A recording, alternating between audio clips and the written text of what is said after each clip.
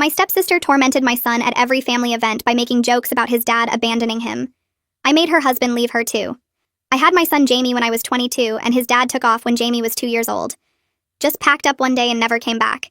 No child support, no visits, nothing. It was just me and Jamie for years, and we were doing great. He was a happy kid who loved dinosaurs and soccer and never really asked about his dad much. I told him age-appropriate stuff about how sometimes adults make choices that aren't about the kids, and he seemed okay with it. When Jamie was 8, my mom remarried this guy Leonard, who had a daughter named Brooke from his first marriage. Brooke was 30 and had this perfect suburban life with her husband Craig, and their 2 kids.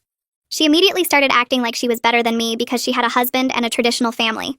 The first Christmas after our parents married, Brooke kept making these little comments. She'd say things like how nice it was that all the kids had their dads there except Jamie. When we took a family photo, she said loudly that it was too bad Jamie's side would look empty. Jamie didn't catch on at first, but I saw him looking confused. I pulled Brooke aside and told her to stop. She laughed and said she was just joking and I needed to lighten up. The next family gathering was worse. Brooke brought a football and suggested the dads teach the boys how to throw. Then she looked at Jamie and said maybe he could watch and learn since his dad wasn't around to teach him. Jamie's face just crumpled. Craig didn't say anything, just smiled like his wife was clever. I took Jamie home early and he cried, asking why his dad didn't want to teach him things. I was furious, but Mom said Brooke didn't mean anything by it and I was being too sensitive. This kept happening. Every single family event, Brooke would make these jokes. When Jamie got an award at school, Brooke said it was sad his dad missed it. When Jamie learned to ride a bike, Brooke said usually dads taught that. When Jamie joined Little League, Brooke asked who would practice with him since he didn't have a dad. Jamie started not wanting to go to family things. He'd fake being sick or beg to stay home. One Sunday dinner, Brooke really went for it. Jamie had made the honor roll and was showing everyone his certificate. Brooke said wasn't it funny how kids without dads always tried harder for attention. Then she turned to her own son and said he was so lucky to have Craig so he didn't need to work so hard for love. Jamie ran to the bathroom crying. That's when I decided Brooke needed to learn a lesson. I started paying attention to Craig at family events. Nothing inappropriate, just friendly conversation. I'd ask about his job, laugh at his boring stories, compliment his watch. Brooke noticed immediately and started getting possessive. She'd interrupt our conversations and physically put herself between us. Then I found out something interesting. Craig's coworker Lucy went to my gym. She mentioned Craig had been complaining about Brooke being controlling and jealous. He'd been thinking about leaving but stayed for the kids. I invited Lucy for coffee and got more details. Craig was miserable but didn't know how to leave without looking like the bad guy. So I helped him out. I started texting Craig about innocent stuff. Asking for restaurant recommendations for a date I didn't have. Asking what cologne he wore so I could buy it for a fictional boyfriend. Always innocent but frequent. Brooke saw the texts and lost her mind. She accused Craig of emotionally cheating. Craig said they were just friendly texts, but Brooke wouldn't let it go. She went through his phone, his email, his social media. She started showing up at his job to check on him. She called Lucy to ask if Craig talked about me. Craig was getting more frustrated every day. Then came the final straw. At Jamie's birthday party, Brooke made another joke about his dad missing another milestone. But this time, Jamie was ready. He said at least his mom loved him enough for 2 parents while Brooke was so awful her husband was probably leaving. He'd overheard me on the phone with Lucy. Brooke went pale and turned to Craig. Didn't say anything at all, just looked at him with her mouth open. Craig pushed her hand off his arm and told her they needed to talk at home. They left without saying goodbye to Jamie, and I watched them drive away with this sick feeling in my stomach that had nothing to do with triumph. The other parents started gathering their kids and making excuses about needing to get home, and within 20 minutes everyone was gone except me and Jamie, and a table full of uneaten birthday cake. I asked Craig if he was telling me this to make me feel less guilty. He laughed, but it sounded bitter and tired, not amused. He said no, he was telling me because I deserved to know that my plan worked, but not the way I thought it would. Brooke's marriage was ending because of who she was, not because I sent some texts about cologne and restaurant recommendations. The text just gave Brooke an excuse to show Craig what he'd been dealing with for years, but had gotten used to ignoring. He said Jamie's comment at the party was the final straw, because it made him realize his own kids were learning Brooke's cruel behavior. Gideon had started making mean jokes about other kids at the school, and Craig saw where that came from now. He couldn't stay in a marriage that was teaching his children to be bullies. I sat there not knowing what to say because I'd wanted Brooke to hurt, but I hadn't really thought about her kids or what this would do to them.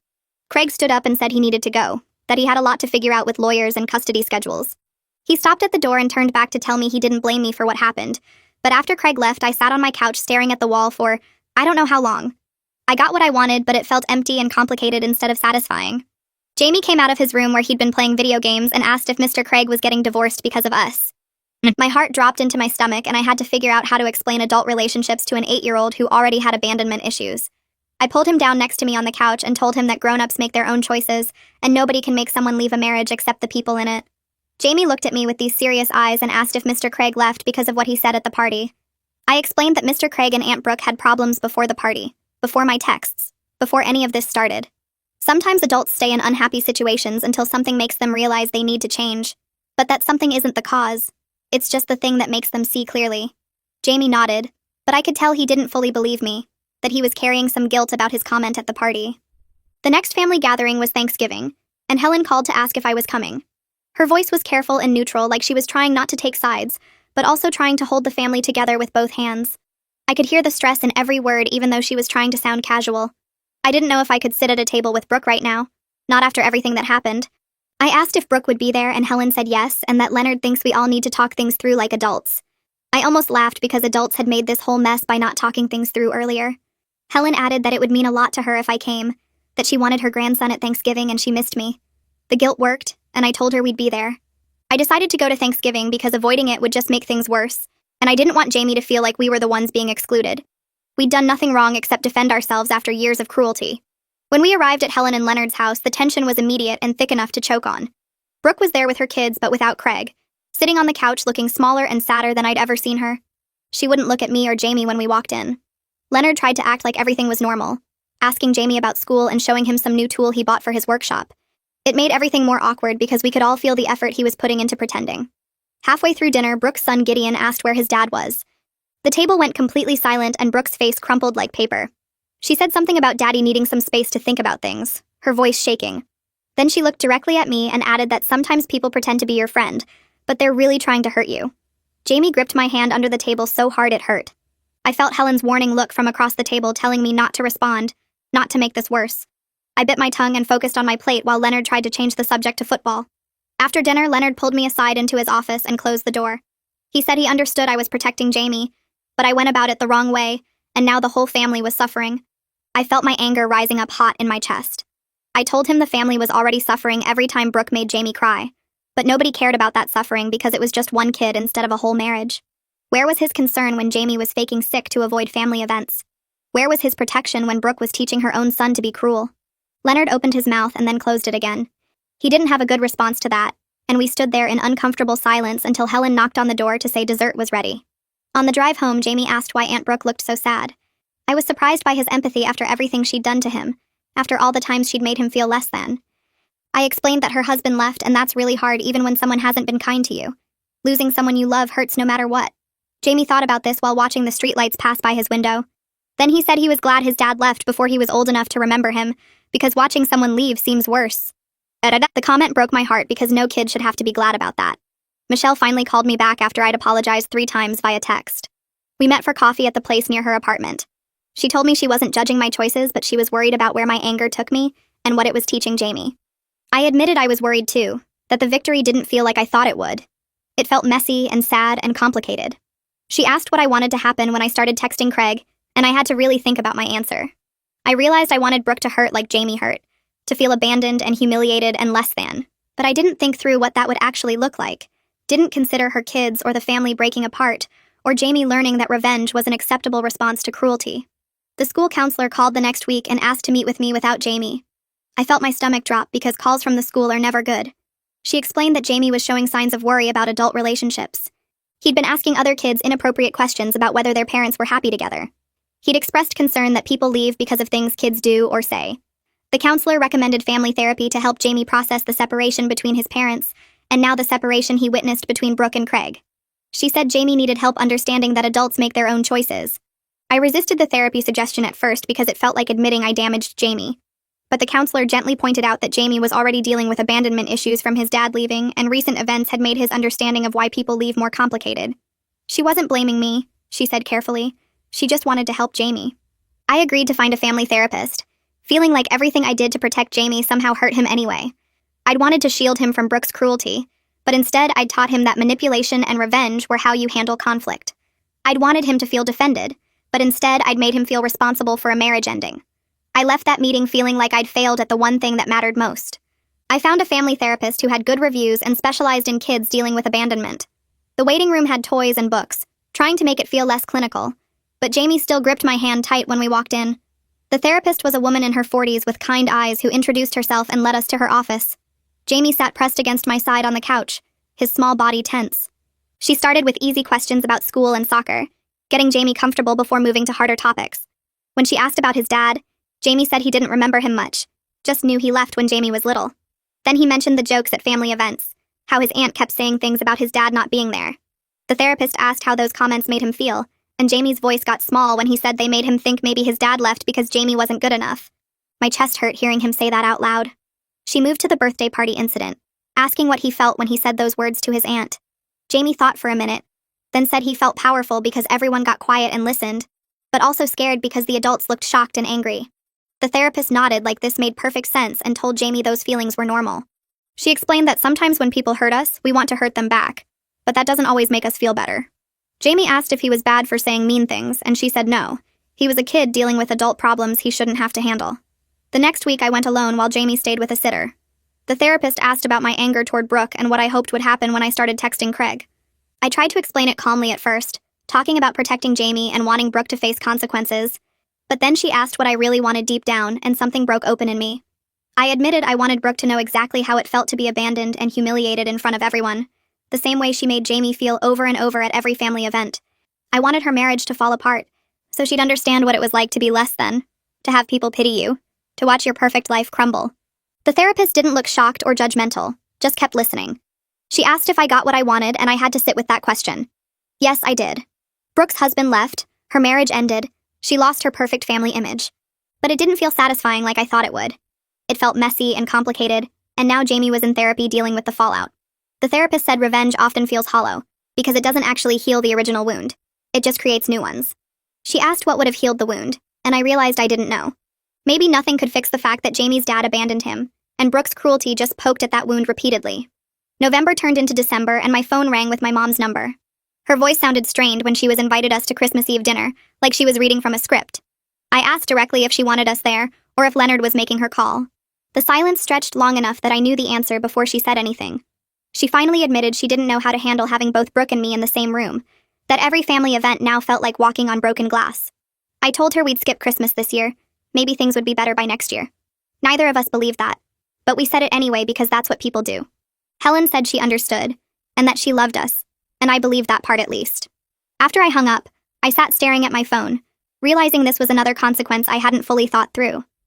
I'd wanted to punish Brooke, but I'd also fractured my relationship with my mom and cut Jamie off from his grandparents. Jamie came into the kitchen and asked what was wrong.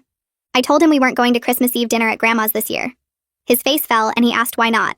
I tried to explain that things were complicated with the family right now, that sometimes adults need space to work through problems. He asked if it was because of what he said at his birthday party, and I quickly said no, this wasn't his fault. But Jamie's too smart for easy answers. He pointed out that we used to go to all the family stuff and now we didn't, and the only thing that changed was the birthday party. I felt the weight of my choices pressing down on me. I tried to make it sound positive, saying we'd have our own special Christmas, just the two of us. But Jamie wasn't buying it. He asked why Aunt Brooke's feelings mattered more than his feelings did when she was being mean to him. That question hit hard because I didn't have a good answer. I said sometimes life wasn't fair, and adults made everything more complicated than it needed to be, which was true but not helpful. Jamie went back to his room looking sad, and I added it to the growing list of ways my revenge plan had backfired. I tried to make Christmas special with decorations and presents and hot chocolate, but it felt small and quiet without the chaos of extended family. Jamie opened his gifts and said thank you, but I could see he was thinking about his cousins and wondering what they were doing. I took him to see Christmas lights and we watched holiday movies, but the forced cheerfulness made the absence more obvious. On Christmas morning, just the two of us at our small table, Jamie asked if next year would be different. I wanted to promise him yes, but I'd learned not to make promises I couldn't keep. I said I hoped so, and that seemed to be enough for now. January brought cold weather and a return to normal routines. I was at the gym on a Saturday morning when I saw Lucy on the treadmill. She spotted me and her face went pale, like she wanted to disappear. I walked over because avoiding her would just make it weirder. Lucy immediately started apologizing, saying she never meant for her conversations with me to contribute to a marriage ending. She felt terrible about gossiping about Craig's relationship problems, like she'd betrayed his trust. I stopped her and said it wasn't her fault, that I deliberately used the information she gave me. If anyone should feel guilty, it was me. I'd been the one who decided to manipulate the situation, not her. Lucy looked relieved but still uncomfortable. She asked how Jamie was doing, and I said he was in therapy working through everything. She nodded and said she hoped things got better for us. Before she left, Lucy mentioned that Craig was doing okay. He had an apartment near his kids and seemed happier than he'd been in years. Then she added, almost like a warning, that Brooke was telling everyone at Craig's work that I seduced her husband. I felt that flash of old anger rise up, the same fury that made me start this whole thing. Brooke was playing the victim, rewriting history so she was blameless, and I was the evil other woman. But then I remembered the therapist asking what I hoped to accomplish, and I realized this was part of the consequence I'd earned. I got my revenge by helping destroy Brooke's marriage, and now I had to live with people thinking I was a homewrecker. That was its own punishment, and getting angry about it wouldn't change anything. I told Lucy thanks for letting me know and that I understood why people believed Brooke's version. It was easier to blame an outsider than to admit your marriage had problems. February started with a call from Jamie's teacher. My stomach dropped when I saw the school number because calls from teachers are never good news. She said Jamie had been asking other kids weird questions about their parents' relationships. Nothing inappropriate exactly, but concerning. He wanted to know if their parents were happy together, if they fought a lot, if the kids could tell when adults were going to leave. The teacher wasn't accusing me of anything, but she was worried Jamie seemed obsessed with whether people's parents would stay together. She'd also noticed him watching other kids' parents at pickup, like he was analyzing their interactions. I thanked her for telling me and said we were already in therapy working on this. After I hung up, I realized the birthday party incident had affected Jamie way deeper than I understood. He wasn't just dealing with his own dad leaving anymore. Now he was worried about all relationships falling apart, like he'd learned that people leaving was inevitable, and he just had to watch for the signs. Our next therapy session couldn't come fast enough. The therapist asked Jamie some gentle questions, and eventually he admitted what was really scaring him. He said he was afraid I might leave him like his dad did, and like Mr. Craig left Aunt Brooke. His voice shook when he said it, and I felt like someone punched me in the chest. The therapist worked with him, explaining that parents don't leave kids the same way married people leave each other. She used examples and drawings, showing how parent-child bonds are different from marriage bonds. But I could see Jamie's fear was real and deep, rooted in watching adult relationships fall apart around him. When the therapist asked me to promise Jamie I'd never leave, I pulled him close and said I would never, ever leave him, that he was stuck with me forever, whether he liked it or not. Jamie managed a small smile at that. The therapist spent the rest of the session working with us on building security despite the chaos in our extended family. She gave us exercises to do at home, ways to reinforce that our relationship was solid even when other relationships weren't. Jamie's 9th birthday came in mid-February, and I planned a small party with just his school friends at a local arcade. No family, no drama, just kids playing games and eating pizza. It felt safer that way, controlled. Helen sent a card with $50 and a note saying she missed us and loved Jamie. When I read it, tears started falling before I could stop them. I missed my mom too.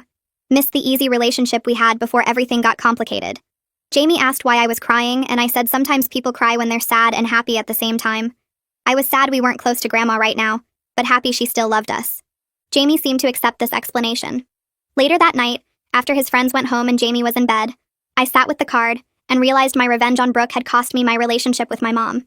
I didn't know how to fix that without pretending I was wrong to protect Jamie, and I wasn't willing to do that. The next day, I called Michelle and told her about the card and how much I missed my mom. She listened while I talked through all my feelings, then suggested I reach out to Helen directly and try to repair our relationship separate from the Brooke situation. She pointed out that my mom was caught in the middle, trying to keep both her new husband and her daughter happy, and that wasn't fair to her either. I decided Michelle was right and called my mom that evening. Helen answered on the second ring, and we had the longest, most difficult conversation we'd had in months. I told her I needed her to protect her grandson more than she needed Leonard's daughter to like her. She started crying and said she knew, that she'd failed Jamie by not standing up to Brooke sooner. She admitted she enabled Brooke's behavior because she wanted Leonard's family to accept her, wanted this new marriage to work. She'd prioritized keeping peace over keeping Jamie safe, and she was sorry. Hearing my mom cry made me cry too, and we both sat there on the phone just crying together. Finally, Helen said she wanted to fix this, wanted to be part of Jamie's life again, even if that meant setting boundaries with Brooke. I said I wanted that too, and we agreed to start meeting for lunch once a week, just the two of us, to rebuild what we'd damaged. Our first lunch happened at a quiet diner halfway between her house and my apartment. Helen ordered a salad and picked at it while I drank coffee and waited for her to start talking. She asked about Jamie first, how he was doing in the school, if he still liked soccer. I told her he was doing okay, but still had some tough days. She nodded and her eyes got wet. Then she started talking about Brooke. She said Brooke was struggling with the separation, sleeping at her parents' house most nights because the empty house made her too sad. Craig had moved into a small apartment near his office and was seeing the kids on weekends. Helen's voice got quiet when she said Brooke told everyone I manipulated Craig, that I set out to destroy her marriage because I was jealous of her perfect family. I sat there listening and didn't defend myself because honestly, I did manipulate things. I sent those texts knowing Brooke would see them. I made Craig feel understood when his wife made him miserable. But I also didn't apologize because Brooke spent years making my kid cry and nobody stopped her. Helen seemed to understand without me saying much. She reached across the table and squeezed my hand. We agreed to meet again next week. The lunches became our thing. Every Thursday at noon, same diner, same booth in the back. Helen would update me on family stuff and I'd tell her about Jamie's life. She never pushed me to forgive Brooke, and I never asked her to take my side against her stepdaughter. We just slowly rebuilt what got broken. By late February, we were laughing again, sharing stories about Jamie when he was little, talking about work and normal life stuff. It felt good having my mom back, even if it was just for an hour each week. Then in March, my phone rang with Craig's number. I almost didn't answer because we hadn't talked since that conversation in my kitchen. He got straight to the point. Gideon had a soccer game on Saturday and asked if his dad thought Jamie might come watch. The boys used to play on the same team before everything fell apart. Craig said he was trying to keep things normal for his kids and he knew Jamie probably missed his cousins. I asked if Brooke knew he was calling me. He said no and that she'd probably be mad, but he was doing what was best for Gideon. I thought about it for maybe 10 seconds before saying yes. Jamie deserved to have his cousin in his life if they both wanted that. Plus, I was curious how Brooke would react to seeing us there. Saturday morning, I told Jamie we were going to Gideon's soccer game. His face lit up in a way I hadn't seen in months. He asked if Aunt Brooke would be there, and I said probably yes, so we needed to be polite, but we didn't have to talk to her if he didn't want to. He nodded seriously, like he understood. We got to the field early and found seats on the bleachers near midfield. Other parents were setting up chairs and kids were warming up on the grass. Gideon saw us and waved from across the field. Jamie waved back with this huge smile. Then Brooke arrived. She was carrying a folding chair and a cooler, talking to another mom. She looked tired, thinner than I remembered. When she turned and saw us sitting there, her whole face went cold and hard. She didn't yell or make a scene, but she very deliberately turned her back to us and sat down on the opposite side of the field. I could hear her voice carrying across the grass, talking loud to the other parents about how some people just can't respect boundaries, how some people always have to insert themselves where they're not wanted. Jamie heard it too. He looked at me with worried eyes and asked quietly if we should leave. I felt this swell of pride at how aware he was of the tension, how he was trying to protect me from awkwardness. But I also felt sad that my 8-year-old had to deal with adult pettiness. I told him we were staying because Gideon invited us and we had every right to be there. The game started and I tried to focus on the kids playing. Gideon was good, fast, and aggressive like his dad probably was at that age. Jamie cheered when Gideon scored and I could see Brooke's shoulders tense up every time Jamie's voice carried across the field. The whole game felt like walking on broken glass, everyone pretending everything was normal while the tension sat heavy in the spring air. When the final whistle blew, Gideon ran straight to Jamie. The boys hugged and started talking about some video game, laughing and shoving each other like nothing had changed between their families. Craig walked over to us and thanked us for coming. He looked relaxed, happy even, like he'd shed some weight he'd been carrying. I told him Jamie had a great time. Across the field, I could see Brooke watching us with this look on her face that was part anger, part hurt, part something else I couldn't name. She looked betrayed, like Craig bringing us here was another wound on top of all the others. I watched her pack up her chair with shaky hands and realized Craig was moving forward with his life, while Brooke was stuck replaying everything that went wrong. And then I had this uncomfortable thought that maybe I was more like Brooke than I wanted to admit. We'd both hurt people to protect our own pain. We'd both chosen revenge over healing. The difference was Craig's leaving freed him while my revenge just gave me a different kind of weight to carry. The therapy sessions kept going every week. By mid-March, I started noticing Jamie seemed lighter somehow. He laughed more easily, didn't flinch when other kids talked about their dads. One session, the therapist told me privately that Jamie was doing really well, that kids are tougher than we think when they have support. She said the work we were doing now would help him process not just the recent stuff with Brooke and Craig, but also his own dad leaving. Then she said something that stuck with me. She said my willingness to look at my own behavior in therapy, to admit I made mistakes and manipulated things, was teaching Jamie healthy responsibility. It was showing him that grown-ups can mess up and own it, instead of just blaming everyone else. That helped balance out the revenge part of the story, so Jamie wasn't learning that hurting people back was the answer to being hurt. One afternoon in April, Leonard called me. I stared at his name on my phone screen for 3 rings before answering. We hadn't talked since Thanksgiving when everything was awful and tense. His voice sounded careful when he said hello. He told me he'd been thinking a lot about everything that happened. He said he understood why I was so angry at Brooke even if he didn't agree with how I handled it. Then he asked if there was a way forward where Jamie could be part of the family again. He said his grandkids kept asking about their cousin, and Helen was sad about the family being split up. I listened to him talk and felt this mix of anger and relief. Anger because it took him 5 months to care about Jamie being excluded. Relief because at least he was trying now. I told Leonard I'd be willing to come to family things if Brooke agreed to stop making comments about Jamie's dad. But I wasn't going to pretend we were friends or act like what she did was okay. Leonard got quiet for a minute. Then he said Brooke was still really angry and felt like I ruined her marriage. I pointed out that her marriage had problems way before I sent a single text message. Leonard admitted that was true. He said Craig had complained to him privately about Brooke's jealousy and control issues years ago. But he also said Brooke wasn't ready to look at her own role in anything yet.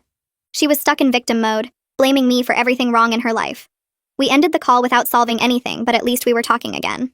That same week, I met Michelle for coffee. I told her about Leonard's call and asked what she thought I should do. Should I push for family reconciliation, or just let things stay separate?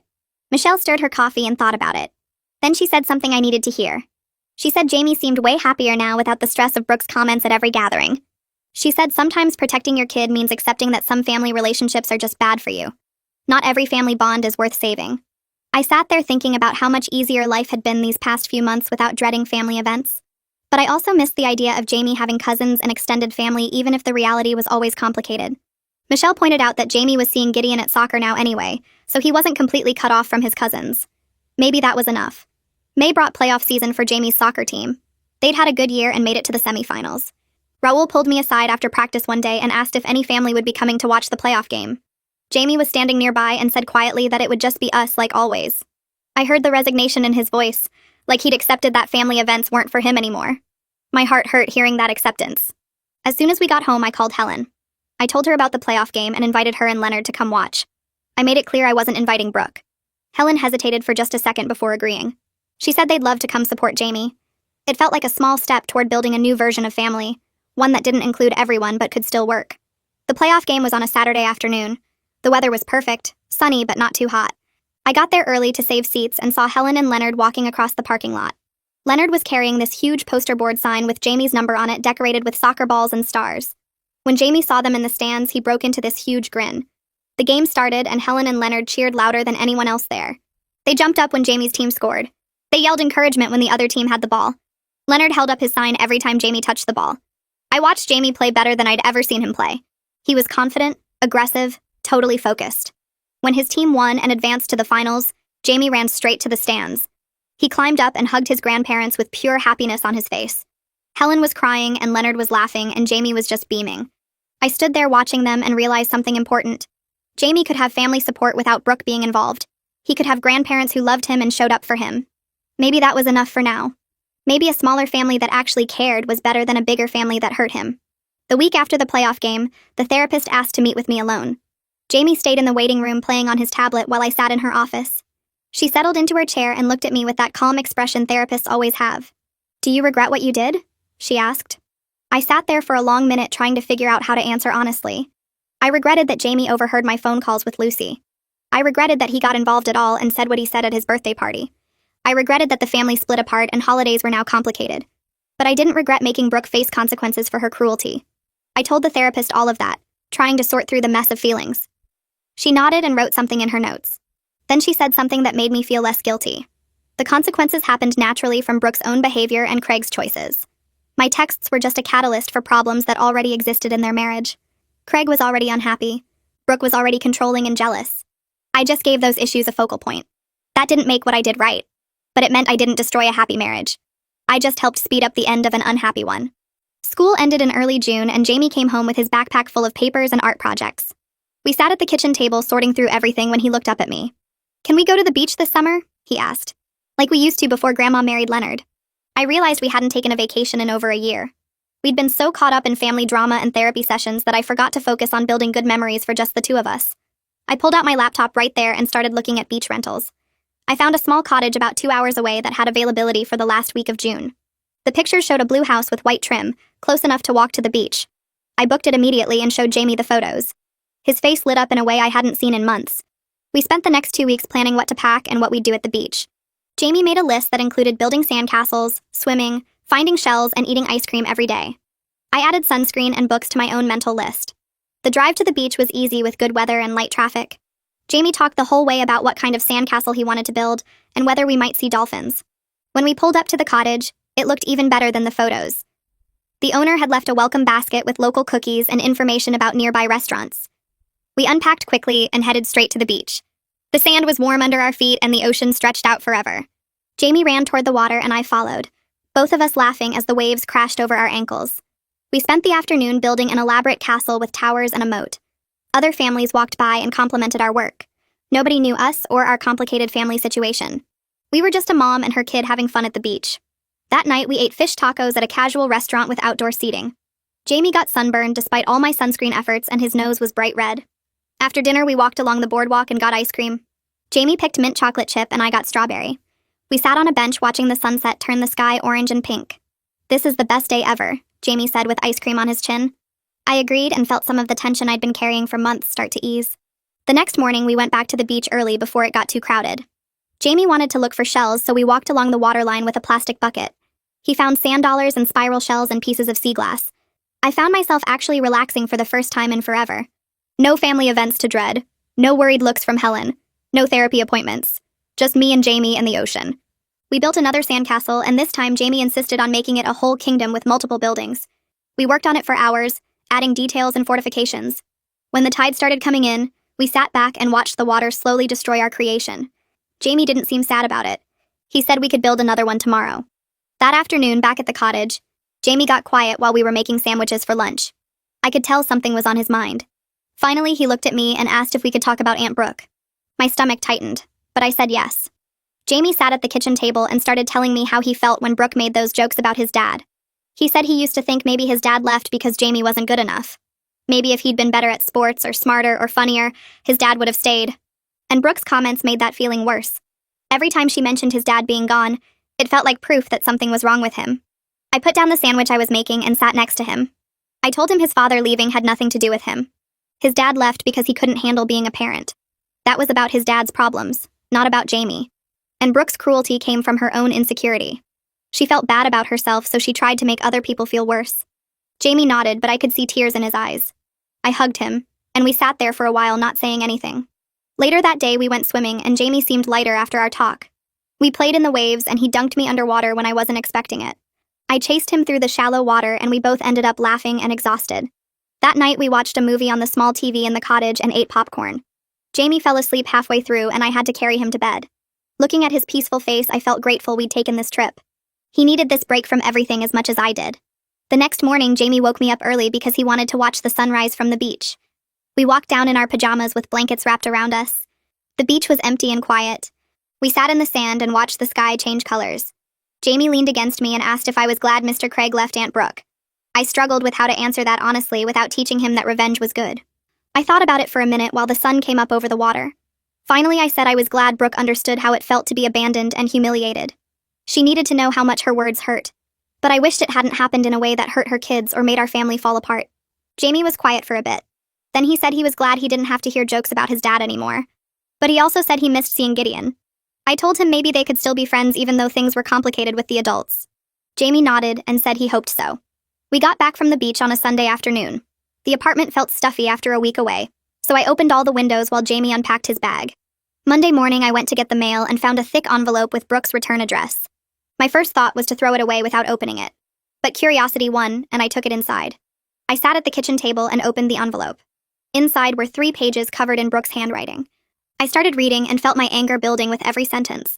She wrote about how I destroyed her family, how I manipulated her husband with my texts and my friendly conversations, how I was a terrible example for Jamie, how I turned her own son against her at the birthday party. Page after page of blame and victimhood. Not once did she mention the years of cruel jokes about Jamie's dad. Not once did she take any responsibility for making an 8-year-old cry at family gatherings. It was all about what I did to her. How I ruined her perfect life. How her kids were suffering because of me. I read all 3 pages twice, feeling my face get hot with anger. I pulled out a notebook and started writing my own letter back. I wrote about every single comment she'd made about Jamie's dad. Every joke, every subtle dig, every time she made him feel less than her own kids. I wrote about asking her to stop and being told I was too sensitive. I wrote about Jamie faking sick to avoid family events because of her cruelty. I wrote about finding him crying after she said kids without dads try harder for attention. I filled 4 pages with everything I'd wanted to say to her for 2 years. When I finished writing, I felt exhausted but also clearer. I read through what I'd written and realized sending it wouldn't accomplish anything. Brooke wasn't ready to hear it. She was stuck in her victim story where I was the villain who destroyed her marriage. Nothing I wrote would change that. I folded up both letters and threw them in the trash. The therapist would probably say that was a healthy choice. July came with hot weather and long days. Jamie had soccer camp in the mornings and spent afternoons at Michelle's house with her kids. I was at work when my phone rang with Craig's number. I stepped outside to take the call. Craig asked if Jamie would want to join Gideon at a baseball camp he was signing him up for. He explained he had the kids for 2 weeks and wanted to give them activities. Gideon had specifically asked if Jamie could come. I felt touched that the boys still wanted to be friends despite everything. The camp was a week long, from 9 to 3 each day. Craig said he'd handle drop-off and pick-up for both boys if I agreed. I told him I'd ask Jamie and call him back. That night I mentioned it to Jamie and his face brightened immediately. He asked if it meant he and Gideon could be friends again. I said yes, the boys could be friends even if the adults had problems. Jamie wanted to go, so I called Craig back and confirmed. The next Monday morning, Craig picked Jamie up at 8:30. Jamie had his glove and cleats and a water bottle. He was excited and nervous at the same time. I watched them drive away and hoped this would be good for him. The week went smoothly with Craig handling all the transportation. Jamie came home each day tired and happy, talking about drills and scrimmages. On Friday, I told Craig I'd pick Jamie up myself since I got off work early. I drove to the baseball fields and parked in the lot. Kids were scattered around in their team shirts, parents collecting equipment and water bottles. I spotted Jamie near the dugout talking to Gideon. Then I saw Brooke walking across the field toward them. My stomach dropped. We hadn't been face-to-face since the birthday party. I got out of my car and started walking toward Jamie. Brooke reached the boys first and hugged Gideon. Then she looked up and saw me. For a second I thought she might yell or cause a scene, but she just looked tired and sad. Her hair was pulled back in a messy ponytail, and she had dark circles under her eyes. She didn't say anything to me. She just took Gideon's hand and walked back to her car. I watched her go and realized she looked as exhausted by all this as I felt. Jamie ran over to me with his gear and asked if I saw Aunt Brooke. I said yes. He asked if we were still fighting, and I said it was complicated. He seemed to accept that answer. On the drive home, Jamie talked about baseball camp and how much fun he had with Gideon. Then he got quiet and said Gideon's mom seemed sad when she picked him up earlier in the week. He asked if Aunt Brooke missed Mr. Craig. I thought about how to answer that. I said probably yes, because even when relationships are unhealthy, ending them still hurts. Jamie thought about this while looking out the window. Then he said he hoped Aunt Brooke found someone nice. That surprised me. After everything she'd done to him, he still had empathy for her. I asked him why, and he shrugged. He said she was mean, but she's still Gideon's mom and Gideon loves her, so she must not be all bad. I felt proud of his ability to see things in a complicated way, instead of just black and white. In August, Helen called and asked if we'd come to her birthday dinner. She said Brooke would be there but had agreed to be civil. I was nervous about it, but I also missed Helen and wanted to celebrate her birthday. I agreed to come and told Jamie we were going to Grandma's house. He asked if Aunt Brooke would be there, and I said yes. He asked if there would be drama, and I laughed and said I hoped not. The dinner was on a Saturday evening. I brought flowers for Helen, and Jamie brought a card he'd made at camp. When we arrived, Leonard answered the door and smiled when he saw us. He hugged Jamie and shook my hand. The house smelled like roast chicken and garlic bread. Brooke was already there with her kids. She was sitting on the couch when we walked in. We made eye contact but didn't speak. I sat in a chair across the room and Jamie went to play with Gideon and his sister in the den. Helen came out of the kitchen and hugged me tight. She whispered thank you for coming. Dinner was awkward but not hostile. We all sat around the table and Leonard said grace. We passed dishes and made small talk about weather and summer activities. Brooke and I didn't speak directly to each other, but we managed to exist in the same room. I could see Leonard relax as the meal went on without any fights. Helen looked happy to have most of her family together, even if it wasn't perfect. After dinner, we had cake and sang happy birthday. Jamie helped Helen blow out the candles. It wasn't comfortable, but it was civil. That felt like progress. After everyone left, I helped Helen clear the table and carry dishes into the kitchen. Brooke was already there, stacking plates by the sink. Helen glanced between us and said she needed to check on Leonard, then disappeared back into the dining room. The kitchen got quiet except for the sound of running water.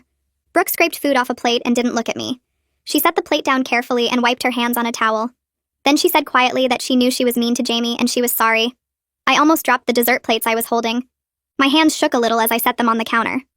I managed to say that I was sorry her marriage ended even though I played a role in it. She still didn't look at me, just nodded and picked up another plate. We didn't hug or say anything else. But something felt different. Like maybe we could exist in the same room without everything being awful. Helen came back in and started talking about leftovers, and the moment passed. The next week, I took Jamie to see the therapist. We sat on the familiar couch, and I told her about the dinner and Brooke's apology. Jamie listened and picked at a loose thread on his jeans. The therapist asked him how he felt about what Brooke said. He thought for a minute and said he accepted her apology, but he didn't want to be alone with her yet. The therapist nodded and said that was very wise. She explained that Jamie was learning healthy boundaries, and that forgiveness doesn't mean forgetting or immediately trusting someone who hurt you. She looked at me and said, Jamie was becoming emotionally intelligent despite everything that happened. I felt proud listening to her say that. Jamie asked if it was okay to still be mad at someone even after they apologized. The therapist said absolutely, that feelings take time to change, and he didn't have to force himself to feel differently. On the drive home, Jamie seemed lighter somehow, like having permission to feel complicated things made it easier. September came and Jamie started 4th grade. He picked out his backpack and new shoes and seemed excited instead of nervous. The first week went smoothly, and at parent night his teacher pulled me aside. She said Jamie was empathetic with other students and good at conflict resolution. She'd seen him help 2 kids work out an argument over a soccer ball at recess. I thought about everything that happened over the past year and wondered if maybe he learned something valuable from our messy family situation. The school counselor stopped by our conversation and said she'd check in with Jamie monthly, just to make sure he was continuing to process things in a healthy way. I thanked her and felt grateful that so many people were looking out for him. A few weeks later, I was at one of Jamie's soccer games, sitting on the metal bleachers with the other parents. Craig showed up and sat a few rows down. After the game ended, he walked over and asked if he could talk to me for a minute. We stood by the fence while Jamie ran around with his teammates. Craig mentioned he was dating someone new, a woman from his gym who had kids of her own. He seemed genuinely happy when he talked about her. I realized he was building a new life separate from all the drama with Brooke. I told him I was glad he was moving forward and not stuck in anger. He smiled and said it felt good to start fresh. Then he went to collect Gideon and I watched him go, thinking about how people can rebuild after everything falls apart. That weekend, Helen called and asked if I wanted to meet for lunch. We went to a cafe near her house and ordered sandwiches. After the server left, Helen leaned forward and said she needed to tell me something. She explained that Brooke was in therapy and working on her insecurity and need to put others down. I felt skeptical, but also hopeful, because I wanted Jamie to be able to have a relationship with his aunt and cousins eventually. Helen said Brooke's therapist was helping her understand how her behavior affected people. It was progress even if it came about in a painful way. I asked Helen if she thought Brooke would really change. Helen sighed and said she hoped so, that Brooke needed to do the work for herself and her kids. We finished our lunch and hugged goodbye in the parking lot. Thanksgiving arrived and Helen invited both families to her house. I was nervous driving over with Jamie. He asked if there would be drama and I said I hoped not. When we got there, the atmosphere felt cautious but not hostile. Brooke was already in the living room with her kids. She didn't make any comments about Jamie's father. During dinner, she even asked Jamie about school in a genuine way. He answered politely but kept his distance. I didn't push him to be warmer than he felt comfortable being. Leonard said grace and we passed dishes around the table. The dinner felt like we were all trying to figure out a new normal. It wasn't comfortable exactly, but it wasn't terrible either. After we ate, the kids went to play in the den and the adults cleaned up together. Nobody brought up the past or tried to force closeness. We just existed together for a few hours, and that felt like enough. In December, Jamie came to me while I was making dinner and asked if he could invite Gideon over for a playdate. I was surprised but pleased that he wanted to maintain that relationship. I told him yes and texted Craig to coordinate instead of going through Brooke. Craig said Gideon would love that, and we set up a Saturday afternoon. The boys spent hours playing video games and building with Legos in Jamie's room. Their laughter carried through the apartment and made me smile. When Craig came to pick Gideon up, he stood in the doorway and thanked me for making this happen despite everything. I told him the boys deserved to be friends regardless of what the adults did. He agreed and called for Gideon, who hugged Jamie goodbye before running to the car. Christmas planning was different this year. Helen called and suggested splitting it between multiple small gatherings instead of one big family event. Jamie and I did Christmas morning alone in our apartment. We opened presents in our pajamas and ate cinnamon rolls for breakfast. Then we drove to Helen and Leonard's house for lunch.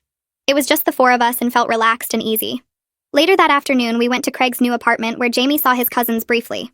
The divided family was our new reality, but it was functional and less stressful than forcing everyone together. On the drive home, Jamie said it was a good Christmas even though it was different. I agreed and felt grateful that we'd found a way to make it work.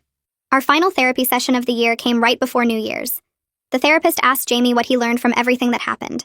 He sat quietly for a moment and then said he learned that adults make mistakes and that standing up for yourself is important, but revenge makes everything complicated.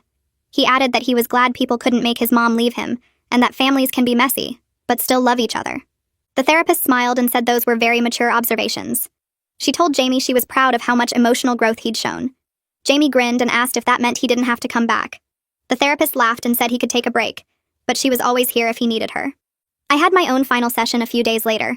The therapist asked if I would do anything differently. I admitted I wished I'd confronted Brooke directly instead of manipulating her marriage, but I also didn't regret that she faced consequences for her cruelty. The therapist listened and then pointed out that I'd done good work helping Jamie process everything and teaching him accountability and boundaries. She said that mattered more than whether my initial actions were perfect. I left her office feeling like maybe I could forgive myself for the messy way I tried to protect my son. January rolled in cold and quiet. Jamie and I found our rhythm in this new version of family. Helen called every Tuesday to check in, and we'd meet her and Leonard for lunch on weekends at this diner halfway between our places. The conversation stayed light, focused on Jamie's schoolwork and soccer practice, and nobody brought up Brooke unless she came up naturally. We kept things polite with Brooke at the few family gatherings we attended, nodding hello and keeping our distance across the room. Jamie had Gideon over twice that month to play video games in our living room while I made them pizza rolls and listened to their laughter echo down the hallway. It wasn't the big, happy blended family I'd pictured when Mom married Leonard, but it worked better than forcing everyone together and pretending the past year hadn't happened. Michelle met me for coffee on a Saturday morning and told me she was proud of how I'd handled everything after the initial mess. She still thought I'd gone too far with the whole Craig situation, but she admitted Jamie seemed happier and more confident than he'd been in months. She pointed out that protecting your kid sometimes means making choices that aren't perfect or pretty, and that Jamie thriving was what mattered most in the end. I appreciated her honesty because she never sugarcoated things or told me what I wanted to hear. A birthday card arrived in our mailbox in early February with Jamie's name written in Brooke's careful handwriting. I watched him open it at the kitchen table, his face cautious as he pulled out the card and read the message inside. Brooke had written that she was sorry for making him feel bad about his father, that she'd been dealing with her own problems and took them out on him in ways that weren't fair or kind. Jamie read it twice and then looked up at me and said he forgave her, but he wasn't ready to spend a lot of time with her yet. I told him that was completely okay, and he could take as long as he needed to feel comfortable. Looking back now, I know I made choices that were complicated and messy and had consequences I didn't see coming. But Jamie is happy and confident, and learning how to handle conflict in healthy ways that don't involve revenge or manipulation. Our family is smaller and more broken apart than it was before, but the people in Jamie's life now treat him with respect and kindness. I protected my son the best way I knew how, and even though the path was rough and full of mistakes, we ended up somewhere better than where we started.